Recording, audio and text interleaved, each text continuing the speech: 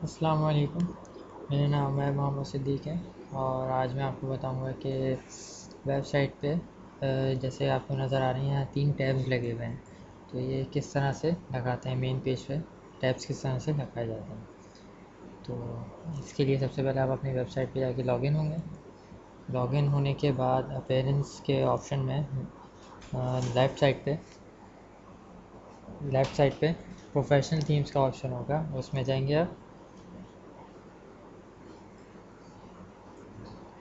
Professional themes में जाने के बाद यहाँ पे आप आएंगे तो यहाँ पे 3 ऑप्शन है, जनरल, होम पेज और फीचर स्लाइड। आप होम पेज पे आप जाएंगे और यहाँ पे आपको सर्विस पेज 1, 2 और 3 तीन टैब्स, ये अब बेसिकली जो 3 टैब्स यहाँ पे लगे हुए हैं ये उनका ऑप्शन है।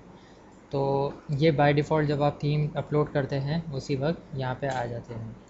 तो जैसे आप यहाँ नीचे करेंगे तो आपने इस वेबसाइट पे जितने पेजेस बनाए हुए हैं वो सारे आ जाएंगे। तो यहाँ पे आप कोई भी पेज अपना ऐड कर सकते हैं। सही, तो यहाँ पे आपके जो भी पेजेस आपने इसमें बनाए होंगे वो सारे आ जाएंगे। सिर्फ पेजेस आएंगे, पोस्ट नहीं आएगी। आप जो वेबसाइट पे पोस्ट करेंगे वो नहीं आएगा।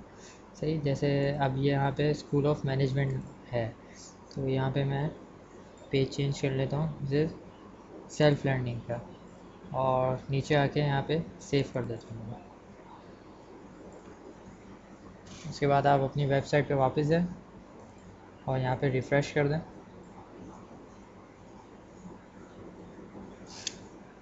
तो नीचे आके आप देखें यहाँ पे पहले स्कूल ऑफ मैनेजमेंट था और अब सेल्फ लर्निंग आ गया। तो इस तरह से आप तीनों टैब्स पे जो भी अपने पेज आप जो इम्पोर्टेंट समय से आप लगाने हैं, आपको फीचर करने हैं, तो आप वो यहाँ इस ऑप्शन से कर सकते हैं। उम्मीद है समझ में आ गया होगा।